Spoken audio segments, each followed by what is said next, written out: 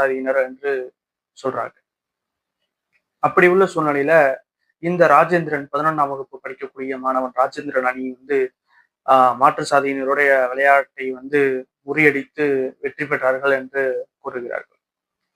அதை தாங்க முடியாமல் அந்த மாற்று சாதியினரை சேர்ந்த ஆஹ் 3 சிறுவர்கள், அவர்களும் சிறுவர்கள் தான், இன்னும் அவர்களுக்கும் 18 வயசு கூட முழுமையாக ஆகவில்லை அப்படின்னு சொல்றாங்க.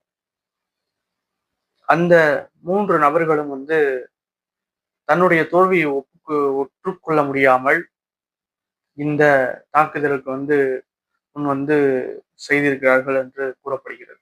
11ஆம் வகுப்பு படிக்கக்கூடிய ராஜேந்திரன் மாணவன் தன்னுடைய தன்னுடைய தேர்வை எழுதுவதற்காக தனியார் பேருந்தில் செல்லும் பொழுது இந்த மாற்று சாதியினை சேர்ந்த 3 மாணவர்கள் அந்த பேருந்தை வழிமறைச்சிருக்காங்க. அந்த பேருந்தை வழிமறைச்சு அந்த ராஜேந்திரன் மாணவனை கீழே இழுத்து தள்ளி அருவாளால வெட்டியிருக்காங்க. வெட்டப்பட்ட ராஜேந்திரன் இப்ப மிக பலத்த காயத்துடன் ராஜேந்திரன் மருத்துவமனையில் சேர்க்கப்பட்டிருக்காங்க. அறுவை சிகிச்சை பண்ணால்தான் சரியான ஒரு தீர்வு கிடைக்க வாய்ப்பு உள்ளது அப்படின்னு மருத்துவர்கள் கூறியிருக்காங்க. இது உண்மையாவே சாதிய தாக்குதலா அப்படிங்கிறது அங்க உள்ள காவல்துறைகள் விசாரித்து கொண்டிருக்கிறார்கள். இந்த மாதிரியான ஒரு சாதிய தாக்குதல் உண்மையாகவே இது சாதிய தாக்குதலாக இருந்திருந்தால்